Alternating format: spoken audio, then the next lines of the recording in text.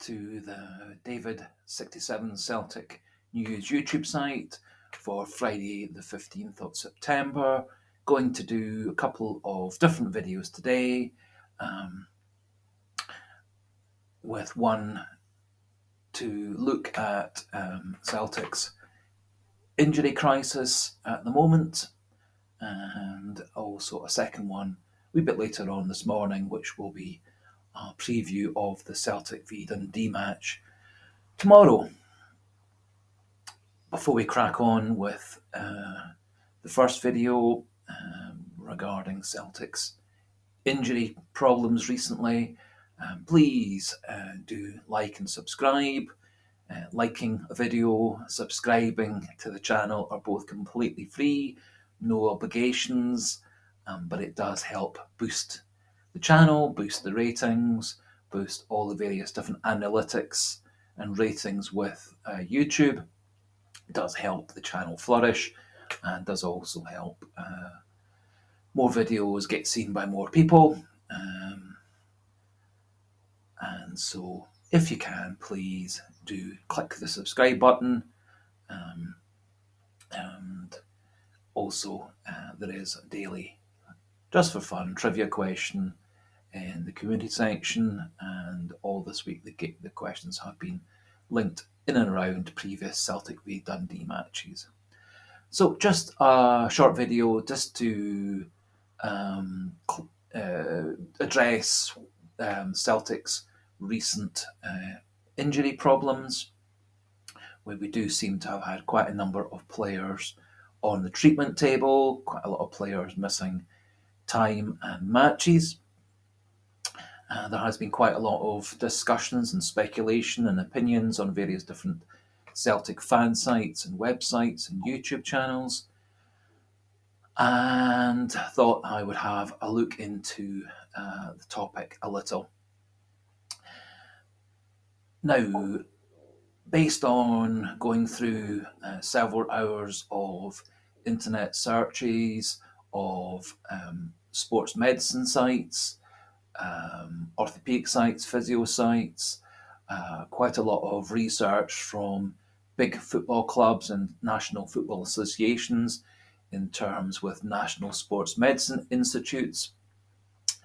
There are a couple of different theories that might well explain Celtic's problems with injuries. Now, some injuries are completely unavoidable, and so the ankle injuries that Alistair Johnston and Stephen Welsh both had, completely unavoidable type of injuries.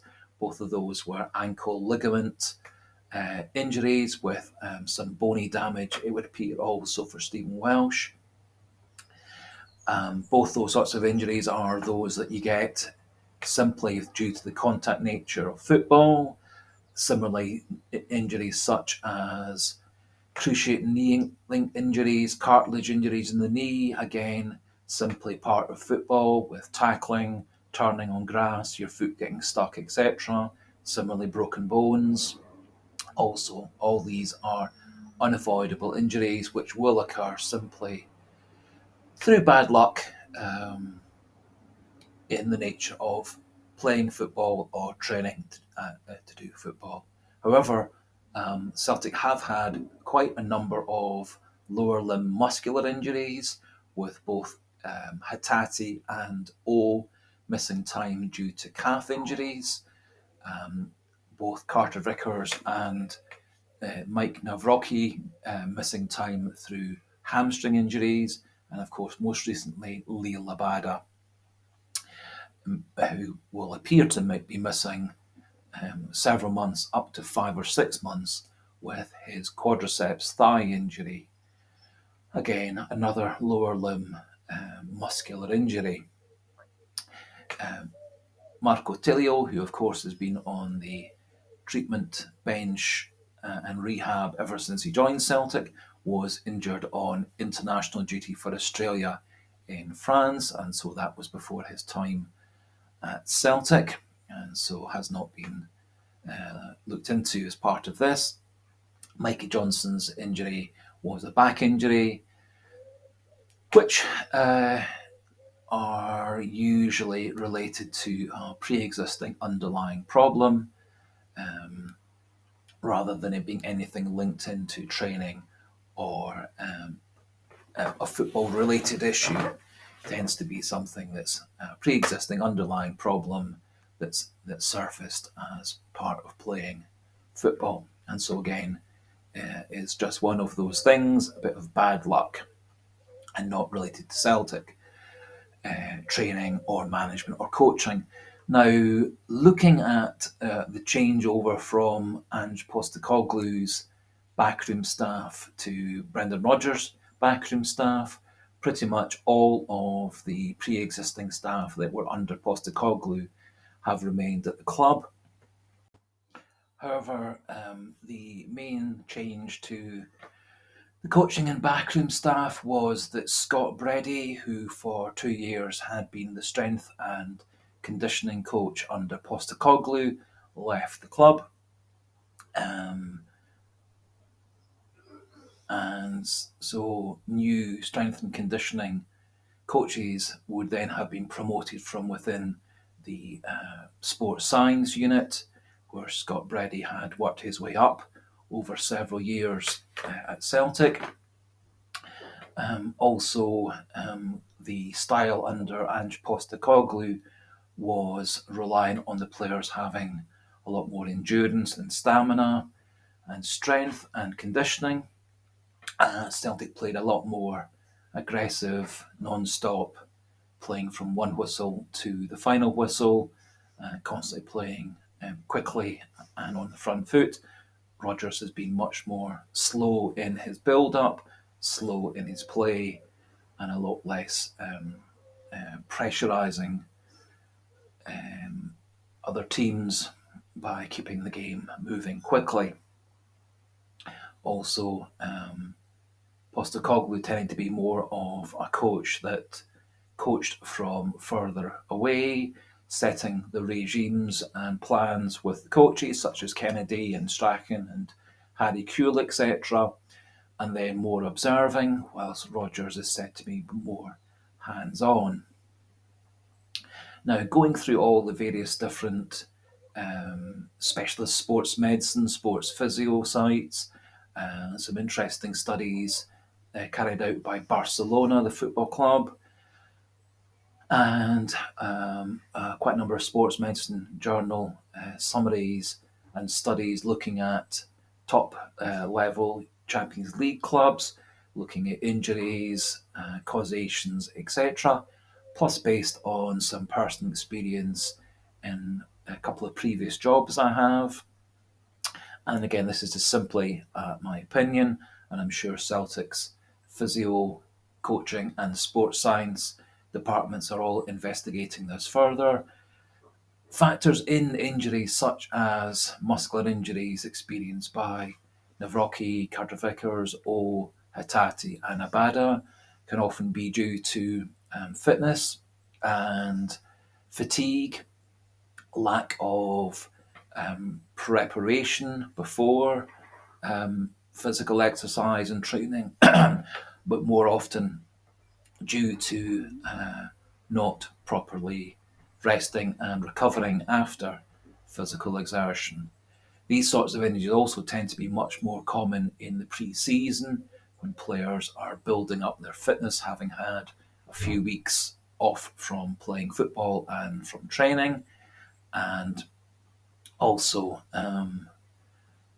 as can often happen in pre-season times and happened very significantly with Celtic, a lot of travelling from place to place by plane can also have a factor, as typically one should have a rest day after travelling any distance by plane. And as you'll remember, Celtic's training went from Scotland to Portugal, then on to Japan, from one large Japan city to another large Japan city, and then back from there, then to Dublin, and then back to Glasgow for James Forrest's testimonial match against Athletic Bilbao at the start of the week, which then ended with Celtic's first league fixture against Ross County.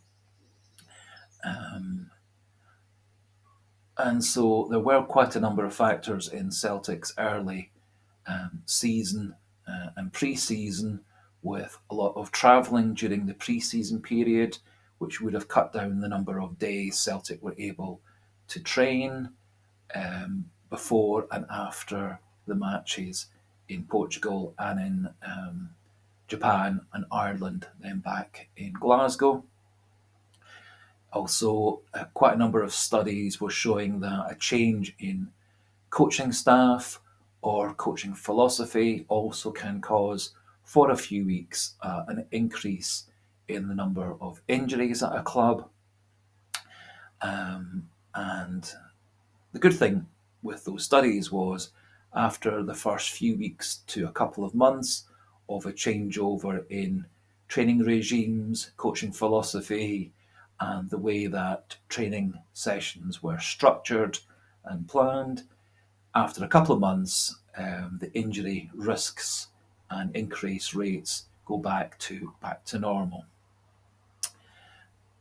Injuries that Nawrocki and Hatate O and Carter Vickers all had are typical injuries where fatigue and lack of recovery from previous training all can occur, and also the switchover possibly in head of strength and conditioning at Celtic, and also a change in philosophy and training regimes under Rodgers from Postecoglou may also be a factor. Certainly, my own memory of the couple of years under Ange Postecoglou is that Celtic did tend to have a relatively low level of injuries that were muscle related and were more typically injuries which happened just as a matter of course of playing football, rather than these injuries which often are related to fatigue and the underlying training regimes. Solely, as I said, my own opinion based on reviewing lots of specialist articles and a little bit of prior knowledge from occupations. And as I said earlier, Celtic have a very good coaching staff and a very good sports science unit, and I'm sure they are looking at all the factors and getting things remedied. Also, interestingly, in Brendan Rodgers' press conference yesterday, he was speculating that Abada's injury related to doing shooting practice after a normal training session, having flown from Glasgow to Israel for the international break. Again, looking at the sports medicine sites, there are some indications that training after a flight can have risks. The only factor that didn't really seem to ring true is the fact that the shooting practice was at the end of a general training fitness session with Israel. And so any kind of muscle tension and pressure build up from the 6-7 hour flight to Israel that Abadi would have been relieved by the initial fitness session. And so I find it difficult, having looked at all the medical and physiotherapy sites, that the shooting practice was of relevance. More suggests that there was an underlying problem possibly with Abada in the hip or knee injury, and he has had 2 or 3 injuries with Celtic over the years. But again, it's a matter of speculation. It will be interesting, however, to see his scan results, which he is due to have today in London, as quadriceps tears can be simply in the muscle fibres, or can be more commonly, if it's a more severe injury, in the actual tendon, and tendon injuries do tend to take much longer to recover. The fact that Rodgers was speculating 3 to 4 months does suggest that it may be either a severe muscle problem or more likely a tendon injury. A tendon injury would also fit better with the pattern described in Israel, where he was kicking at the time. And also, given the fact that Israel are a good quality international team with top level coaches and medical backup, and also that around about a third of their squad were travelling long distances to get to training with Israel from their home clubs in America, Ukraine, Japan, etc. I also think that the training sessions in Israel with the national squad would have been built around the fact that quite a few of the players were travelling, and so their first day or two would have been adapted to accommodate that. However, the good news is that Hattati appears to be close to coming back. O is already back in fit to play. I think Hattati, for example, may not well start against Dundee, but will do against Feyenoord. Cameron Carter-Vickers seems to be coming back a wee bit quicker than expected, being the start of October, up to the middle of October when he's due to come back. Navroki appears to be late October into November before he's back from his muscular injury. Marco Tilio, who was injured playing for Australia, he is back in full training, and I suspect that he'll be back playing first team football within a couple of weeks, but does require to have a few weeks of what would have been pre-season training, which he's been doing the last week or two, and pictures from Lennoxtown yesterday showed that he was fully active and participating in training with the first team squad, which is obviously good news.